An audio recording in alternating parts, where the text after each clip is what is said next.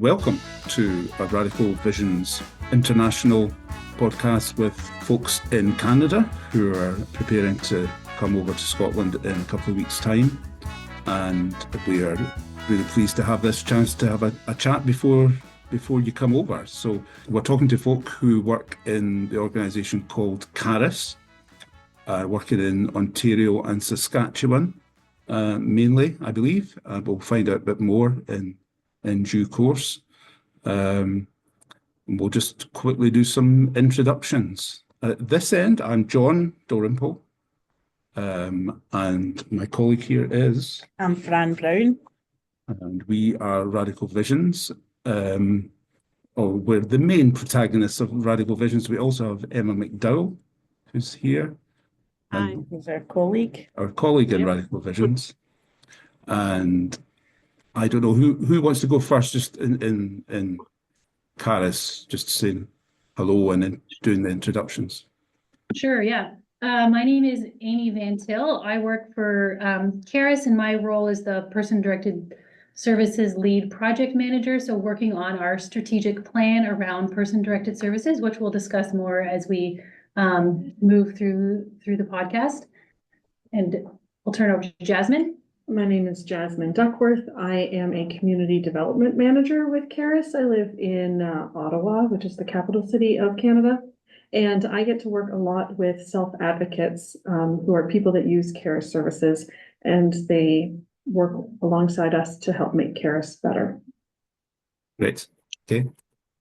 Hi there, I'm Anita Bacon, and I'm currently working as a contract consultant with Karis, doing that after retiring 4 years ago as executive director in one of the many districts in Karis. And I work very closely with Amy on the strategic plan initiatives around person-directed services, and have certainly been part of our journey of learning from many other jurisdictions globally. So we're thrilled to be able to connect and share in learning with you folks today and beyond. So, and are you one of the folks coming over to Scotland? I am not, actually. You're not. But you'll get to meet a lot of great people when they do come. Yeah. And Jasmine, are you coming, or you? Yes. Yes. I'll be there, okay. and I'm excited.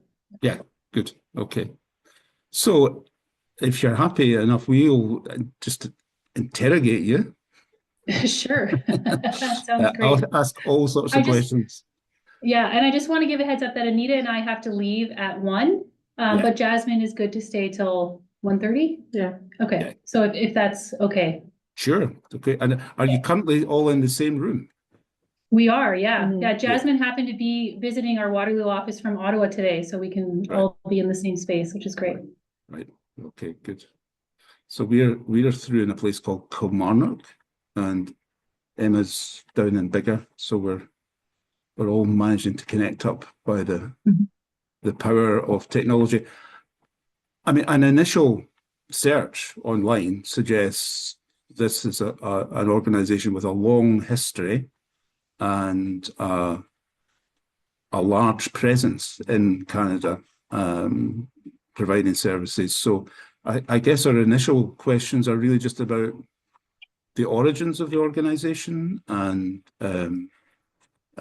whoever feels best placed to kind of talk about that would be good. But where did Karis come from? I know there's been name changes and that kind of thing, but over to you guys. So we started in 1965. There was a family who lived here in Kitchener-Waterloo, Ontario, Jim and Adrienne Reese. And Jim was a pastor of a local church here, and they had a few children, and then they had another son born named Stephen, and Stephen had developmental disabilities. And they chose to keep him at home and raise him with his siblings, which was not always the norm at the time. A lot of parents were advised to place their children in institutions so that they would get, that type of care. But they chose to keep him at home. And as he got older, they were looking for places where he could connect with other kids that had similar disabilities to him. They met other families who had also made the choice to keep their children at home, and they were looking for ideally some kind of a camp environment for kids with developmental disabilities that had Christian values, because these are a bunch of Christian families that were connecting. So Yeah. they together formed a camping ministry, which then later became an organization called Christian Horizons, which has now changed its name to Karis Disability Services. So it started in the 1960s as camps for kids with developmental disabilities.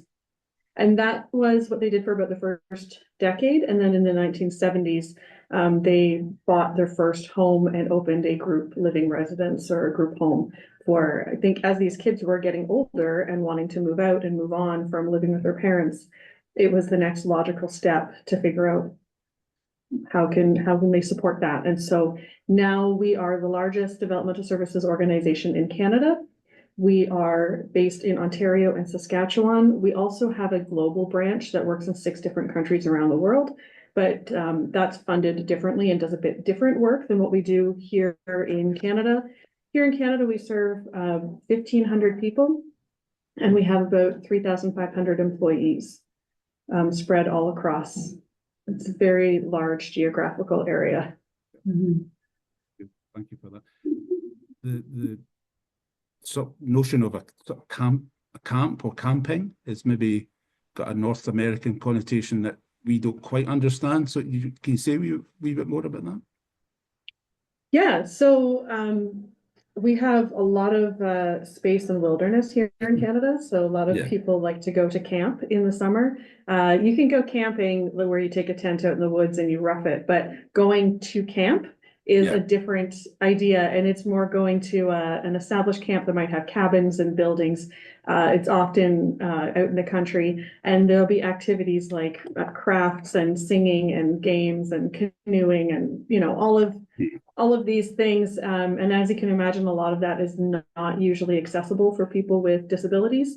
So these camps were accessible and supported. They had staff or volunteers that would partner alongside the kids to make sure that they could participate however they needed that support to participate. And they could come, it gave them a break from their families, gave their families a break from them, gave them a place where they could connect with other kids and just like enjoy a typical Canadian summer experience that most kids get to do, they would get to do. And it was a Christian environment, so there were faith-based activities and devotionals and songs and things like that too, which is again a common thing here. We have a lot of church camps where non-disabled kids will often go to those as a way of strengthening their faith as well as their social connections and everything else.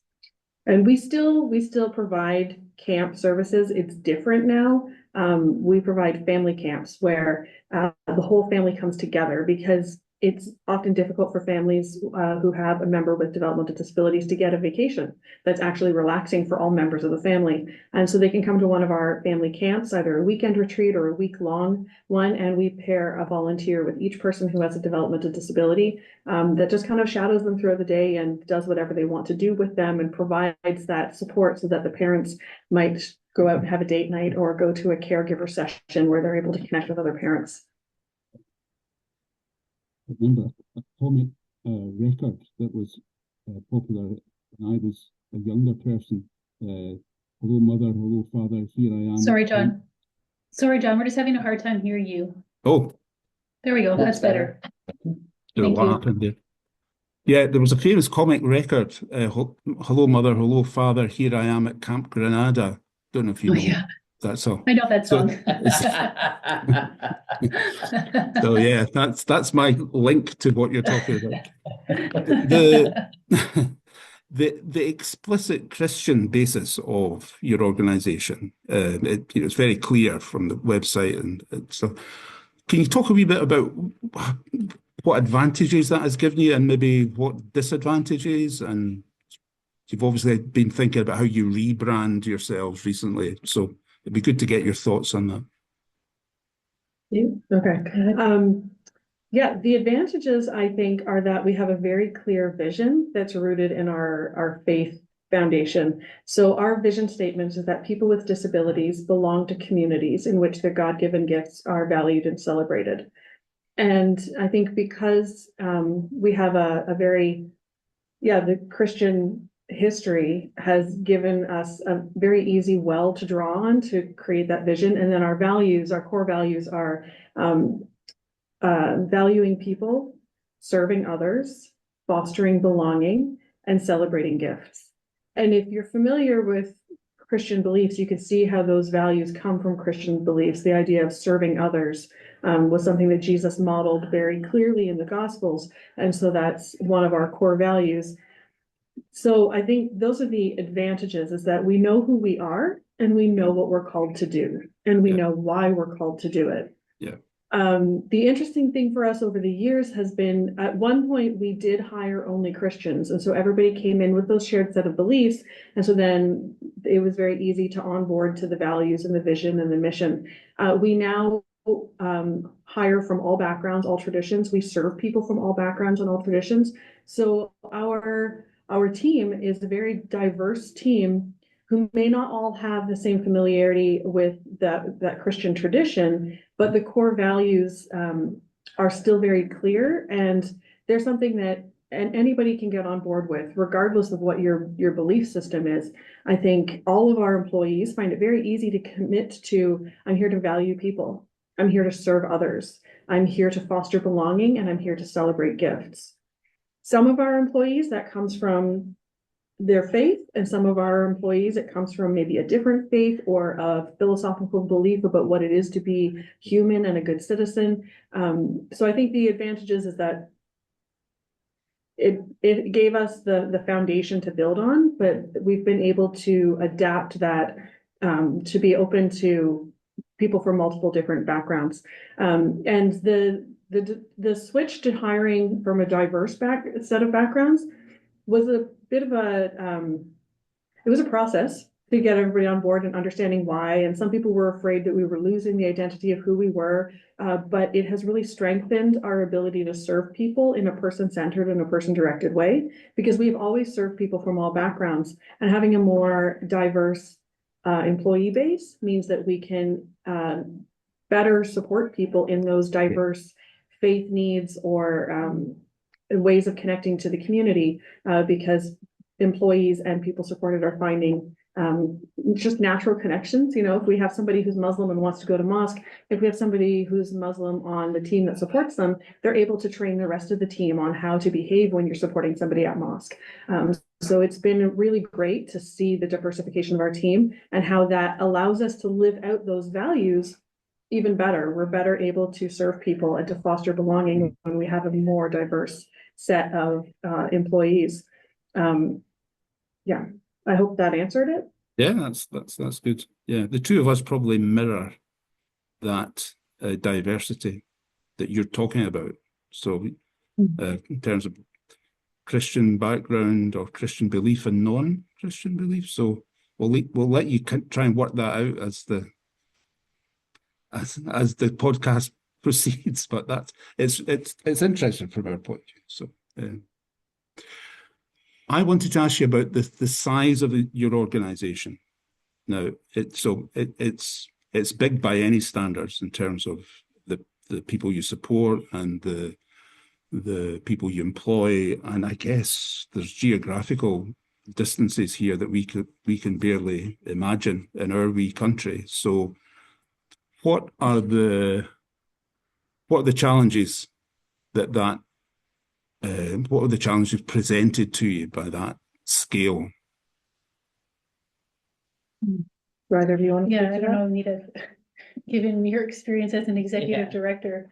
I think I can speak to, we originally started in Ontario and expanded our operations to Saskatchewan. I think it was in 2017 is when we moved into another province of Saskatchewan, which came with a lot of challenges. Learning our funding and our services are provincial based, so we have provincial funding in each government and different regulations and different service contracts and expectations. So definitely working with two different provinces has been challenging in terms of learning how to operate, but it's also actually been really great because it has, expanded our organizational knowledge on what is true in Saskatchewan can also be true in Ontario.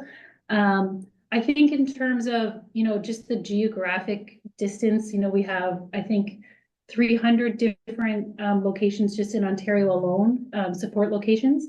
And so we really, I think as an organization, are doing really well with technology, especially since COVID. You know, we use a lot of Teams, and that really has been a great asset for our organization. But we still really value in-person connections. Like, we had a strategic plan meeting this morning, and Jasmine came down from Ottawa. So it did, you know, the travel is challenging, but there is still value of bringing everybody together in one spot and enjoying that. So I don't know, Anita, if you have more to Yeah, share. just, you know, I think the organization grew based on responding to needs around the province. I mean, that was the beginnings of Christian Horizons, and being able to respond to needs in various areas of the province, whether it be, you know, before we went through an institutional closure process in Ontario, or during that process, but we wanted to be responsive to the needs in the communities wherever that was. And so becoming established in the various communities across the province is really, you know, how we grew organically. I think it just evolved that way. And over time, I think, you know, certainly pre-technology, geography was a challenge, and yet I think that it's fair to say that anybody who has worked for this organization, travel is simply a part of what we do. And if there's a need, we're there. And so we don't let that become a barrier. You know, one of the challenges with government, I think, is fair to suggest, and if they were in the room, they would acknowledge this. So I'm not saying anything that's disrespectful in any way. But when we deal with government in Ontario, for example, our what we refer to as our Ministry of Children, Community and Social Services. We deal with various offices and leads across the province. And anytime you deal with people in different points of contact, you know, the more people you deal with, the more inconsistency you can experience. And that has been somewhat of a challenge. In Ontario, we have single point access, and there's 9 or 11 offices of single point access in Ontario. And so how those systems are implemented looks slightly different in various communities. So those present challenges. Again, they're not barriers for this organization because we're used to that. And those are just things that we've come to accept. And we work through those. We work hard at maintaining positive relationships with our government partners, wherever they might be. And I think it's fair to say have become respected for doing so.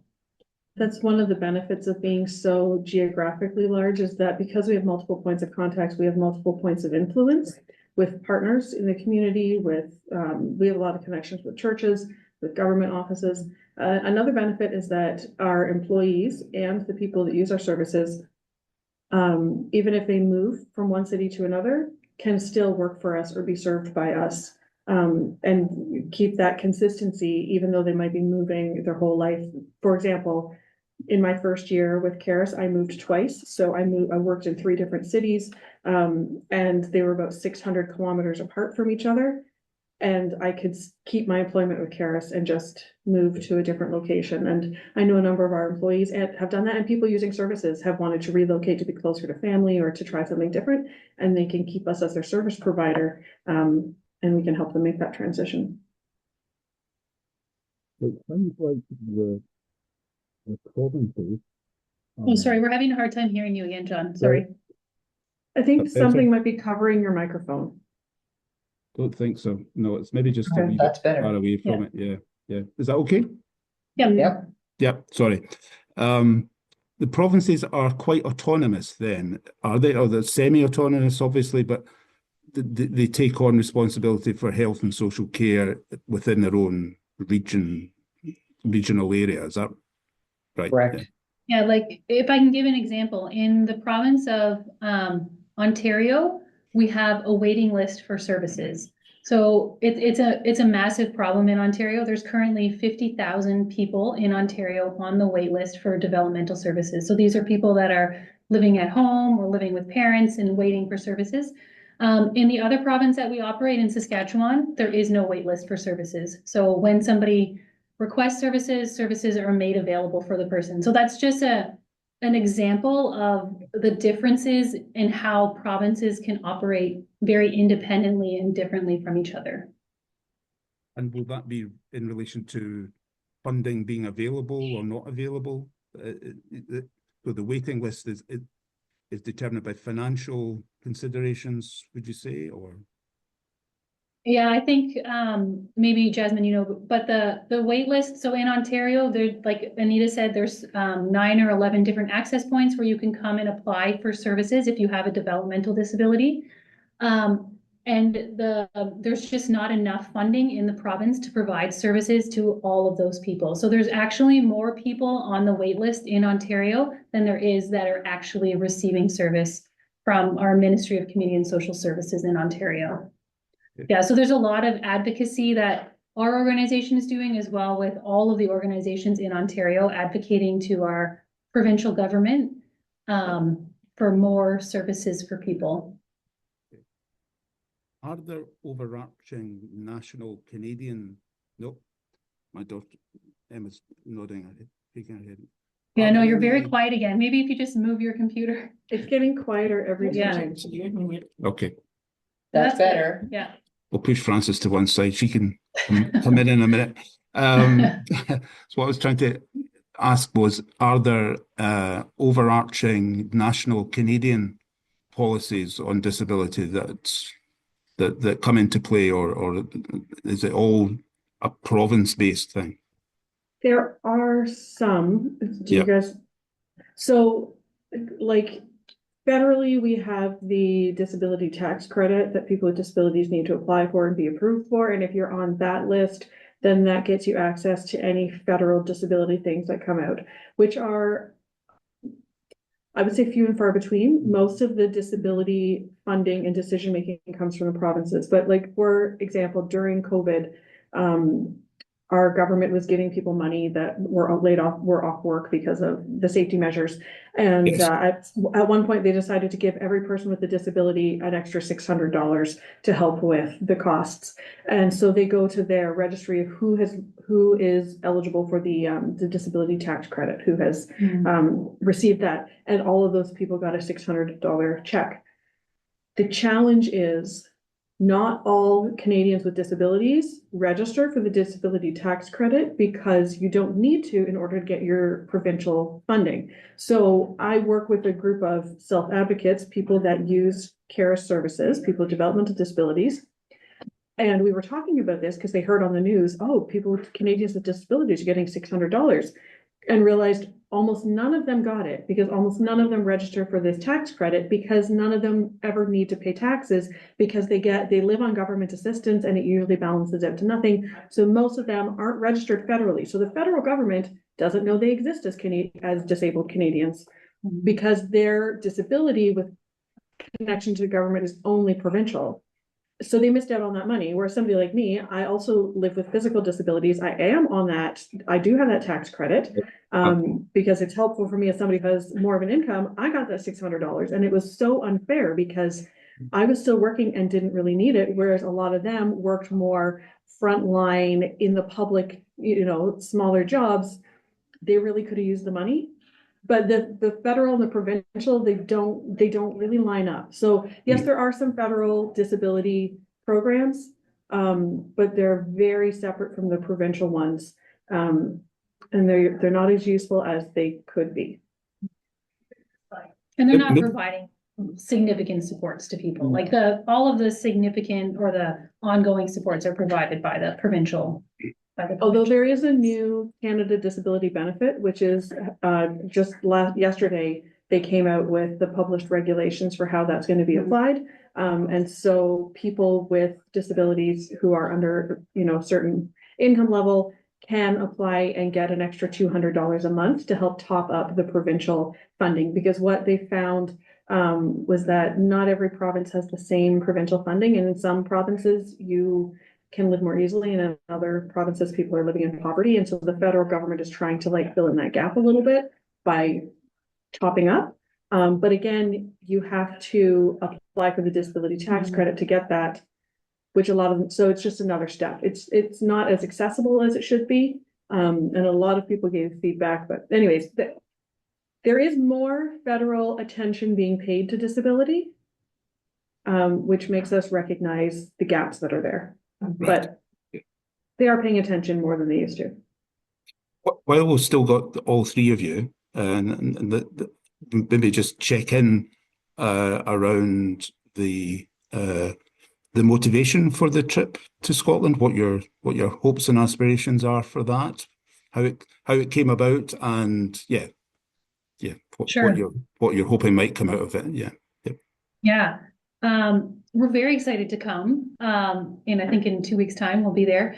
I think seeing is believing. In Ontario, we have a developmental service reform plan called Journey to Belonging. In Saskatchewan, we have a similar plan called People Over Systems. So both governments have identified a plan to say people are asking for more choice and control over their disability services, over the type of services they receive, and over what kind of lives that they can live with the funding that they have, and how can they be part of their own local community. So both governments have done that, but the plans are more of just a vision for the future. They say this is, it's like a one-page document that says we think that people will have individualized funding based on need, but there's no actual mechanics of what does that look like? How will people access that? How will we assess people's support need? How will people get this funding? How will they, report back to us and say, yes, they've spent the funding? Will they hire their own support workers? How will agencies be involved? There's so many questions. And as a large service provider in both provinces, the government has been fairly silent on what they're, doing. And they are doing some good work, but we just aren't that aware of what exactly that is. And we would love to be able to inform them. And so we want to go and see and believe that people can direct their own services. They can control their own services. They can manage their own budgets. In Ontario, in our agency, we're doing a very small launch with 7 people. They have their own support budgets. They're going to have a service agreement. They're going to be able to kind of have that control over that amount of funding that they have. And there's just so many questions that it comes to, well, what if the person wants to do this with their funding? Or how do we make sure the person is safe, or that they're making responsible decisions? Or, all of these what if? And the purpose of our launch that we're doing in Hamilton is we just need to try it. We need to start it. We need to see what happens. And we're going to need to work with our service users and co-design and say, what are the questions that people have? What do they want to do with their funding? And what does choice and control look like for people? So we're kind of been in this strategic plan of planning, and now we want to start. And even as we make baby steps to starting, we have so many questions about what does it look like? What is people's right to risk, and all of those things. So we want to take a group of leaders from Ontario. There's 12 of us that are coming to say what does it look like, and what can we implement back in Ontario, or what can we work towards, and also how can we tell our government partners to say this is what it looks like here. And we've done similar things in other countries where we said, show us what you're doing, and we can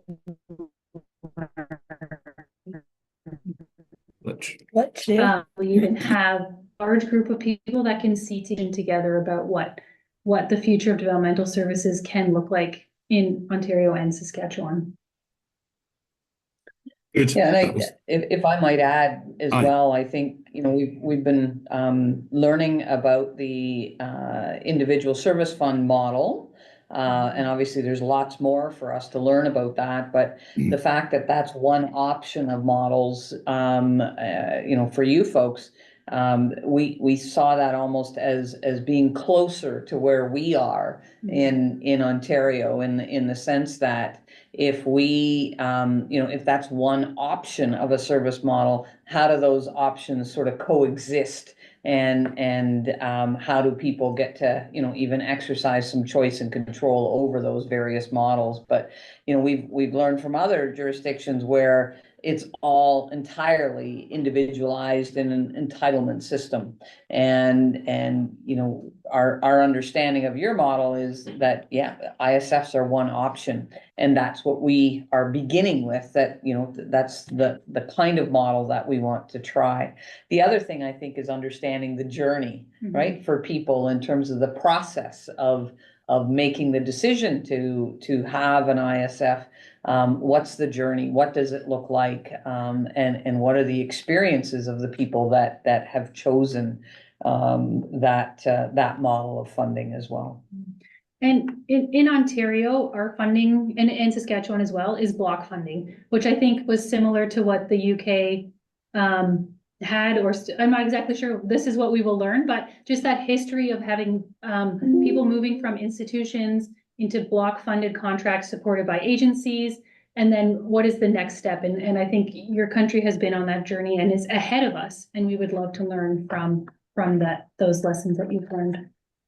Francis in particular is a bit of a pioneer with regard to individual service funds, along with Simon, who Simon Duffy, who I know you've had contact with. Do you want to say anything about that before? I'm not, obviously, if you've been talking to Simon, he'll have been sharing with you some of the journey that Inclusion Glasgow went on in terms of developing the idea and of individual service funds, and how an organisation can create an internal world that allowed people to be as in control as they were able to be, including being able to make decisions and manage the funding, but obviously also around other things about how they want to be in control about their support, how things are organised around not just the budget, but the way that they are supported, but how to help people manage that over time. And it will, because obviously we worked with many people at that point, coming out of long stay institutional hospitals in Scotland, when Inclusion Glasgow was set up back in 1996. So we had the vision and the values and desire as an organisation to work in a certain way. For some people, they had people around them to help them with some of that, family and, you know, people around them that could help them take more control. Some people were ready themselves, but many people had lost lots of skills, lost lots of people. So the journey was really one that changes over time. And I think, you know, not expecting people to be ready. It is that thing about it being on a continuum with them. And you said co-production, but it's like really how to help people understand what's possible. And then as they feel braver and more able to take more control over time, moving that power and control through that continuum.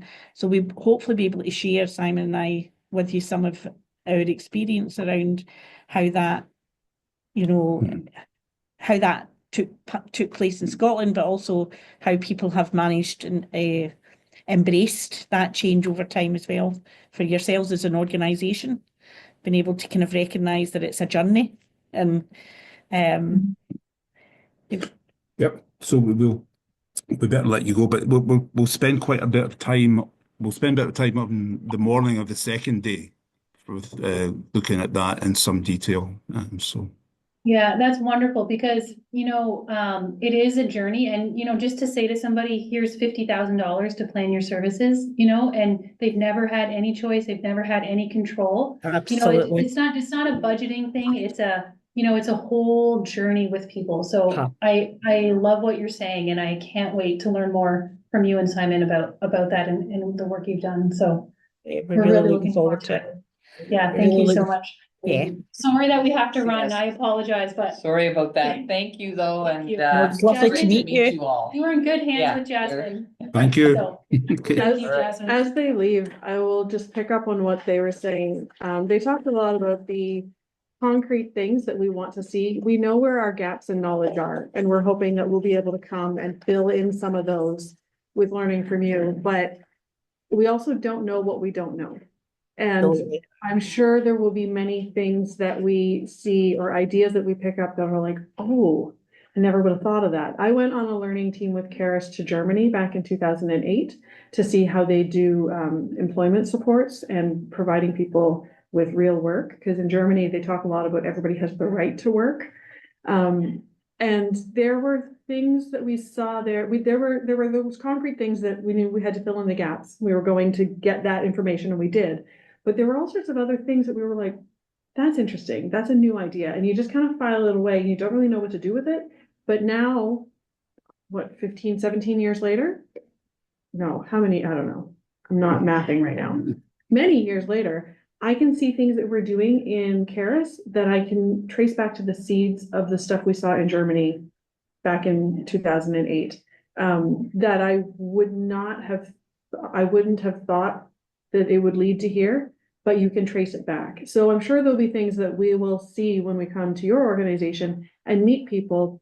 And particularly, I'm excited about meeting the people that you're serving and seeing how they're living their lives and what they have to say about it and how they're directing things. I'm sure we'll get some nuggets that, 15 years from now, we'll be able to look back and go, oh, remember that guy in Scotland, or remember that woman in Scotland and what they told us. Now we can see where it has led us to. So I'm really excited about that kind of those philosophical, mind opening things that I'm sure we will have. I suppose the purpose of having the different options in Scotland is to try and address that issue about this way of working and having an individual budget and being in control as much as you can be and are able to be and want to be is available to everybody. And, that is the beauty of having the different ways of managing the money.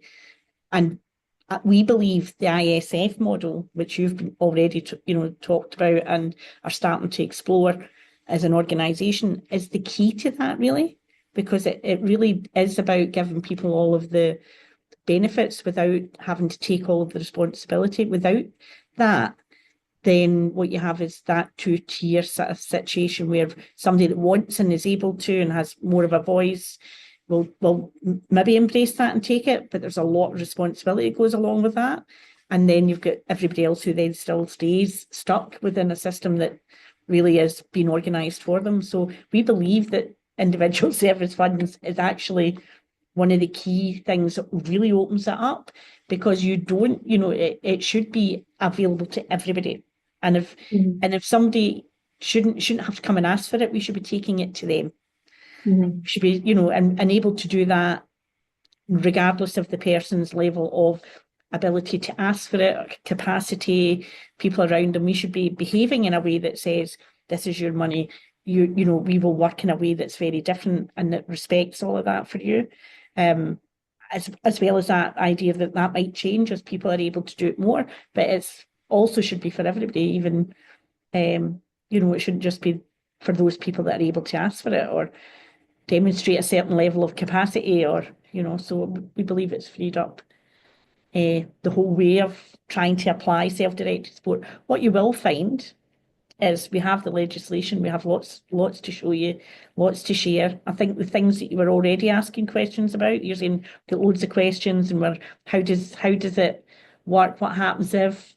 These are all the right questions, and the questions we've been grappling with over lots of years. But you will also find that even though we've been doing it for a long time, I'm sure we've had this conversation with other colleagues.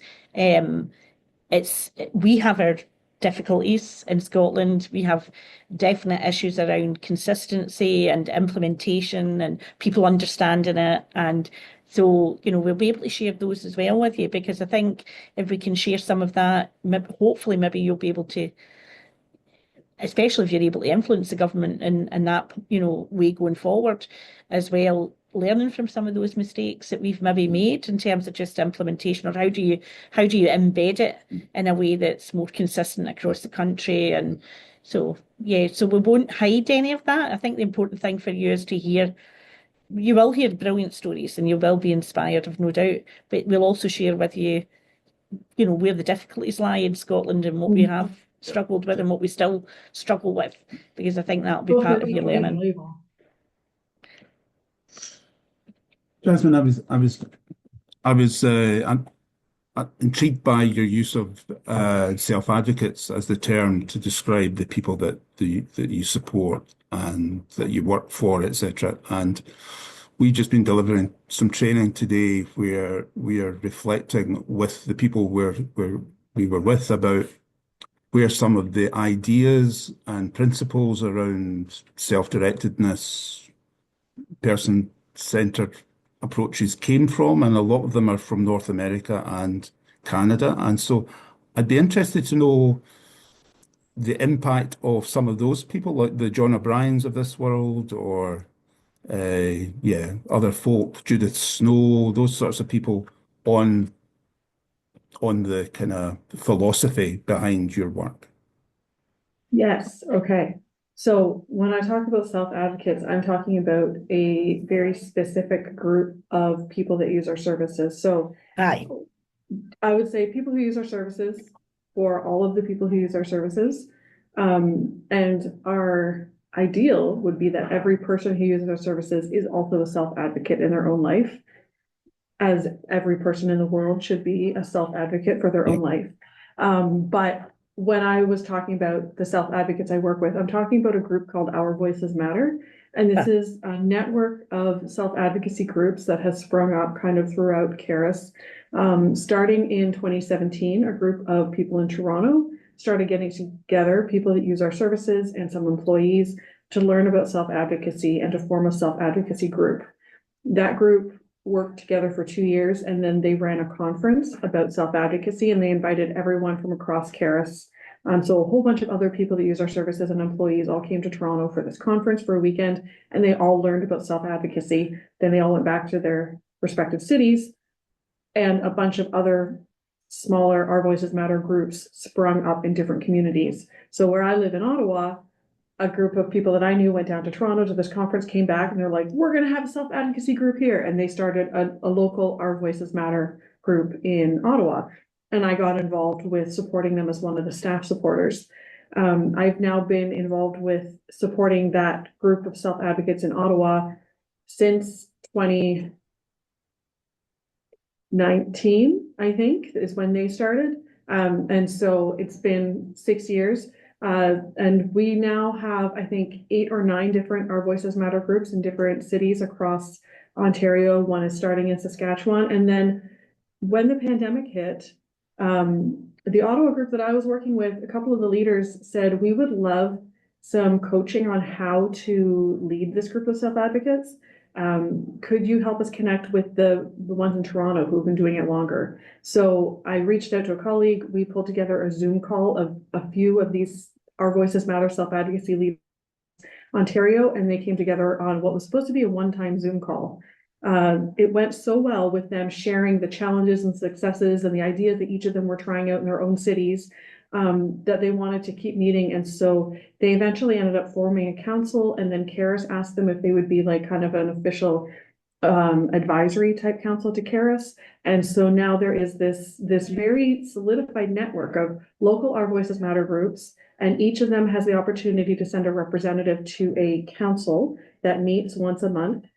And that council works with our senior leaders, our directors, our vice presidents.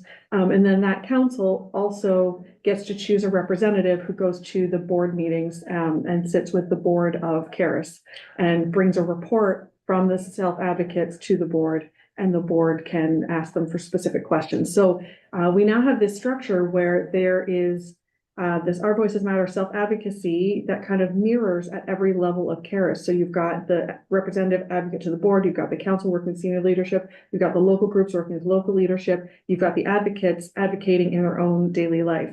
And so the Our Voices Matter advocates talk about that they want to advocate in 3 ways. First, they encourage each other to advocate in their daily life. And so they come to the meetings and they share stories about how they spoke up for themselves in their home, or they spoke up with somebody at their day program who wasn't being nice to them, and they all cheer for each other, and they encourage, and they bring problems and they problem solve together and give advice and equip each other to advocate in their own lives. Secondly, they work as a group, as this network, to influence Karis and to make Karis better. And so whenever we're making changes to policy or procedure or new ways of doing things, or we want to come up with a new theme for the year or a new name for a program, the Karis employees come to the Our Voices Matter meetings and they get input from the people using services. And then the third way is that they want to advocate to the broader community and to government to make things better for all people with disabilities. So they're writing letters to their local municipal governments, they're writing to the bus companies, they are signing petitions or writing letters to our provincial leaders, asking for more funding or more accessibility or whatever it is. So, and then they also often will speak about those things at conferences or to other organizations to try to equip other people out there who want to advocate in any of those three ways. So I'm lucky I get to work with the Ottawa group. I also get to work a bit with the Kingston group, which is another city nearby, and I get to support that council as one of their staff supporters. So I have a lot of contact with these self-advocates, which really positions me well in my job because I'm hearing directly from the people who use services about what they want, what's important to them, and then I use that in everything else I do. And on my other point then about the kind of thinkers or innovators in our field, and a lot of them being from your neck of the woods, have they had the impact with you that they've had with us, would you say? Or yeah, Judith Snow especially. We have used Judith Snow's writings and teachings in our employment training, like for our employee training, as long as I've been with the organization for 20 years. I do a lot of training with external groups, community groups and churches on disability, accessibility, belonging, ableism. And I think I talk about Judith Snow in almost every single presentation that I give. And her main idea that really resonates with me is the idea of giftedness, and that everything can be a gift. Walking is a gift, but not walking is also a gift. Your reading is a gift, not reading is a gift. And I have tons of stories that I use to illustrate those things, that everything can be a gift. You just need to find the right context for it. And then even more basic than that, she says, all people have at least two gifts, the gifts of presence and the gift of difference. Just by showing up to an interaction, you are present and you are uniquely yourself. Nobody else can do that. Nobody else can be you, John, on this call. Only you can do that. And so by showing up as your present, different self, you're providing half of a meaningful interaction. And then if the other people show up, they provide the other half of that meaningful interaction. And then you can have this like beautiful connection, or you can create something amazing. So if we go back to the origins that I talked about at the very beginning of the call with the Reese family, and Stephen Reese was born with a developmental disability. A newborn baby does not have a lot of very obvious gifts. They just have a lot of needs, and especially a baby with disabilities. But his parents saw the gifts that he brought with his presence and his difference, and then they partnered with him to provide the other half of that meaningful interaction. And because of that, because Stephen showed up uniquely himself and his parents partnered with him, we now have Karis Disability Services that serves 1,500 people in Canada and multiple other countries around the world. And I just think that's such a beautiful example of what Judith was talking about, with that everything is a gift, you just need to open your eyes and see it. Which might be an ableist way to say that. I shouldn't say open your eyes and see it, because you can sense gifts even without sight. Let you. A few more questions you want to ask? Kind of interested in, you talked about volunteers and the use of volunteers. I was wondering how that works within the organisation. How do you manage to attract people in, and what kind of roles they have in the organisation? And yeah, what part does that play in your organisation? So different areas have different relationships with volunteers. Some of our areas, because we're in all different communities, right? And we have 7 different districts, and each district kind of does things a little bit differently. So some districts use volunteers a lot more than others. So I don't know all of it. I only know kind of my pocket. But I think in some places volunteers will come maybe as a one-time. Sometimes like a church youth group will want to come and do yard cleanup, or during COVID, we had groups reach out and say, we know people are isolated and have to stay in their homes. Could we come and bring hot chocolate and, just talk to them from the front yard? So sometimes volunteers do like a one-time event like that. Sometimes people volunteer to be a natural support, like a friend for somebody. Maybe they meet once a month and go for coffee or do an activity that they both enjoy, so that people aren't always surrounded by those of us who are paid to be with them, but they have other connections outside of their paid supports, which we really value that. And we love when people want to volunteer that way. And then we also have the volunteers that support at family camp, where they sign up for that weekend or the week, and they come and they're paired with somebody and they volunteer for that like defined time period. But a lot of the volunteers who come to camp love it so much that they come back every year. So And then in terms of sorry, attracting them, I'm not sure. Different I was groups. just going to ask, do you actively recruit for them? Is it part of what you, It's on our website, Yeah. and when we're talking to community partners and churches, we often talk about volunteering. It's in our brochures where we're talking about hiring and services and volunteers. So it is a part of our ongoing conversation about how people can get involved with us. And I wondered, having the conversation earlier on, John was asking what the benefits of the Christian connections, the background, the clarity about that, and the kind of organisations that you'll be involved with. There's already a culture really of giving and volunteering, isn't there? So maybe that's one of the advantages, that explicit way of working in those connections, and that that you've already got as an organisation, continue to nurture, allows you to keep bringing people like that into the organisation, because that's a real skill, isn't it, to get people in that way into people's lives, the way that you're describing, even in the short term things that maybe people need help with, but particularly in the friendship, longer commitment, around things that people are interested in, and that kind of basically building community and having people, come forward to be part of that and make those relationships. So, just when you were saying about. Yep. Emma has her hand up. Emma? Yeah, I wasn't planning on asking a question, but I think when you were talking about just being uniquely yourself, I thought I should ask a question. I was wondering, when you were talking about the self-advocates, what is it that's like at the top of their agenda, and what are they advocating for, like, specifically just now? Obviously there's a lot of different people going on, but are there any headlines?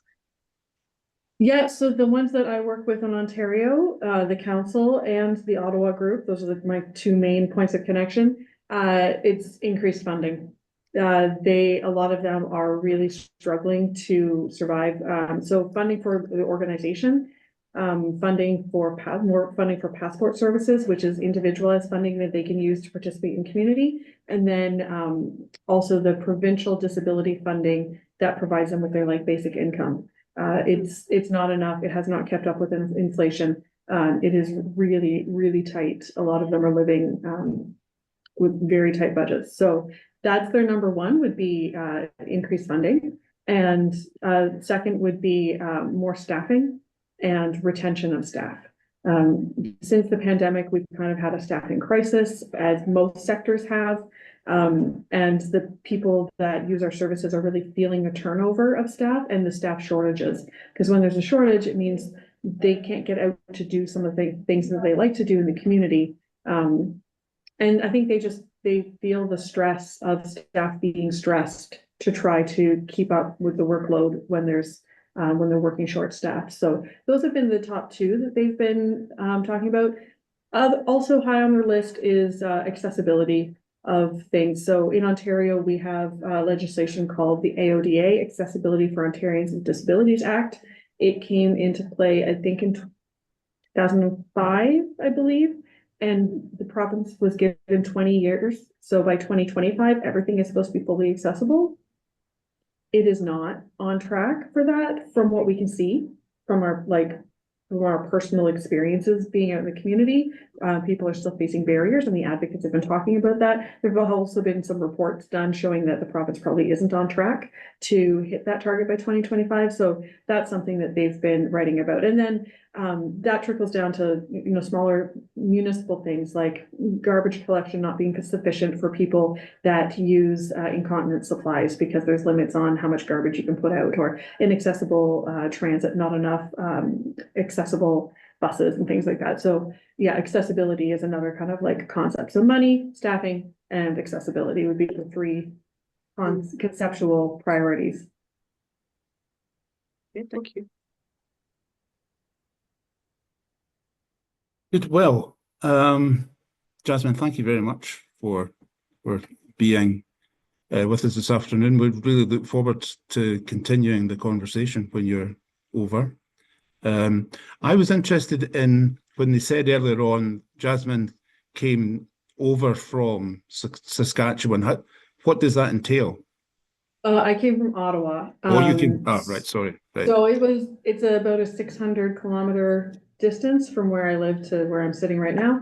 I took a train yesterday, so it took me about 8 hours to get from my house to where I was staying here. But I had multiple things in this area this week, so I won't come down just for one meeting. We usually do that on video call, but if I have multiple things, then it's worth a trip. Yeah. So It's a trip. That's a trip. Yeah. yeah, we'll need to get our heads around that, I guess. So, as I say, thank you very much. We're really pleased that you're coming over.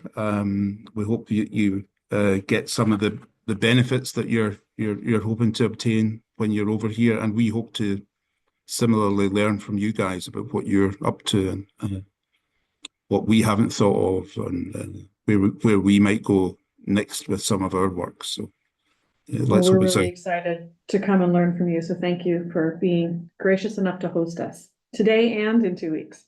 smashing. Okay. So we'll draw a line under that just now. And Emma, you did a fantastic job trying to edit that with all the. It seems quite smooth. If you just do a thanks for listening, then. Okay, right. Okay. So